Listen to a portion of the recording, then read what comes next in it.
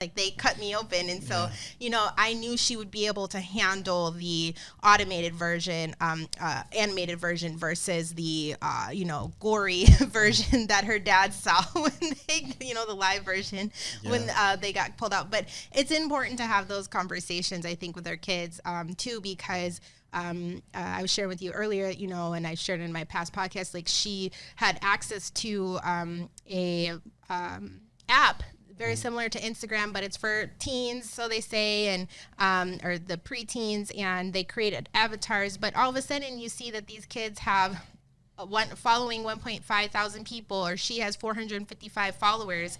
And then you start to ask the questions like, who are these people? Yeah. Why are they all on this app?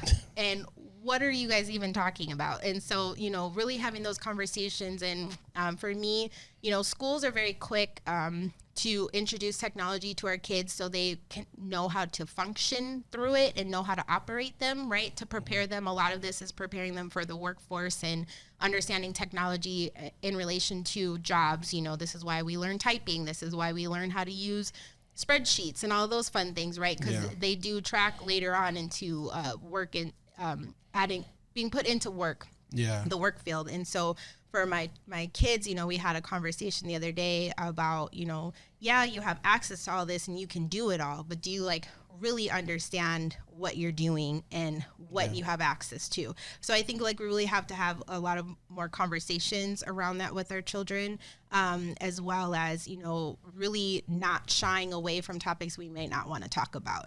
But my biggest thing to parents is are we actually paying attention? Do you go through your kids' stuff? Do you try to the radio, if you haven't noticed, doesn't censor much anymore. They will say everything. So are we at a point now where it's okay, we're going to just accept cussing, all these things. So I was at my daughter's field trip with a bunch of 4th and 5th graders on a couple days ago. And one of the girls that's in 5th grade and friends with my daughter, you could see all the girls have the same personality, but that's because they're all into the same type of things.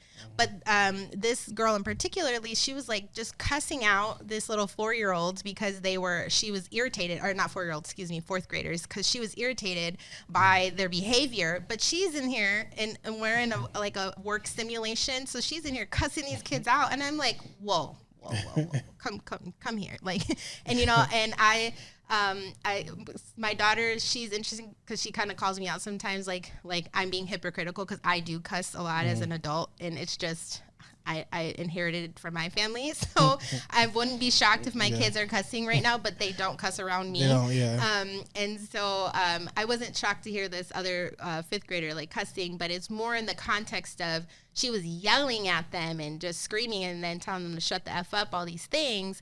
And, I had to kind of digress the situation and let them know, hey, this isn't okay. Yes, we probably, and you're hearing it all the time, but we really shouldn't be talking to each other like this. And, when I'm cursing, it's kind of just in a general context of me talking. It's not, I'm cursing at you to put you down with my words. And there's a big difference, I think, too, in context with that.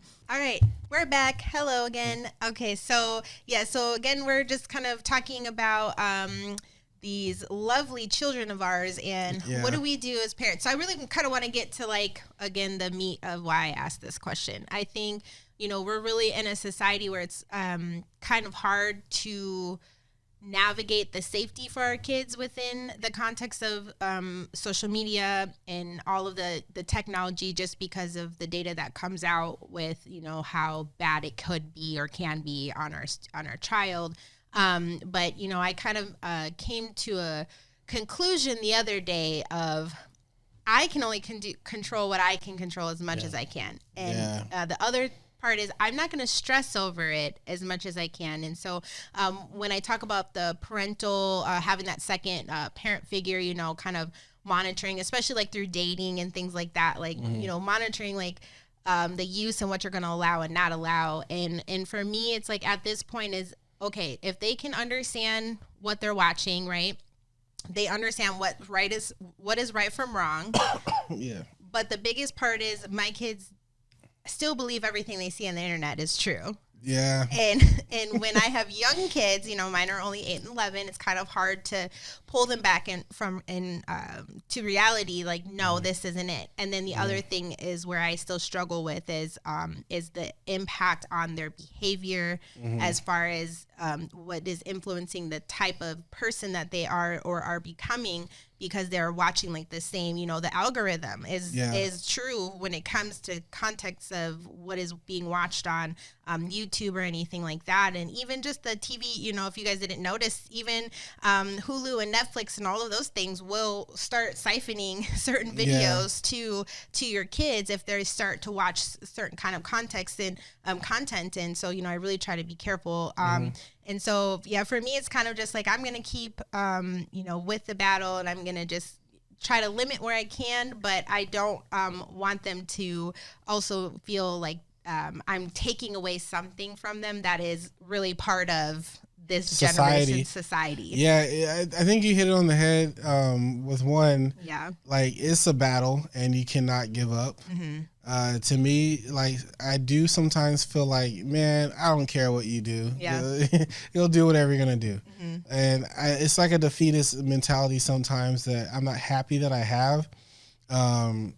We can't give up on our kids. We have to keep trying. We do have to accept that some of the technology is not going to go anywhere. Yeah. And you got to keep trying. Like, honestly, we got to keep parenting even well past the age of 18 and onward. Because this is like an experiment. Like, I feel like no one knows what the outcome of this is. Like, the same way they didn't know what the outcome of us was with all that television. Like, it's an experiment, and we don't have to hold so much. Like, it's not the responsibility of the schools, I feel, with this matter. Yeah. The schools do what they can to help protect with technology. Yeah. Like, I know that the firewalls are crazy in the schools. Like, you can't really see anything. Yeah.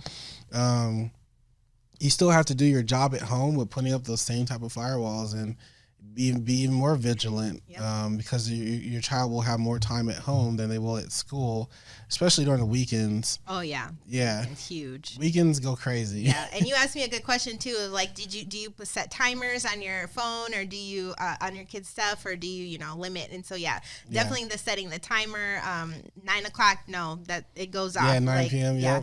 But then also taking those breaks, making your kids do games together, or and us too. We're interacting with our children with them, but being more creative and doing things that are giving them independence, where they can think for themselves. Those critical thinking skills, those creative skills, it's very important. And so for you as a person that's like involved with music, I have a music background too. Do you like to introduce your kids to any of the work that you're doing with that? And share a little bit about absolutely. that. Absolutely. So, I bring them to work. We have come to work days here, and they get to see what all the equipment is here that we use and how to use it.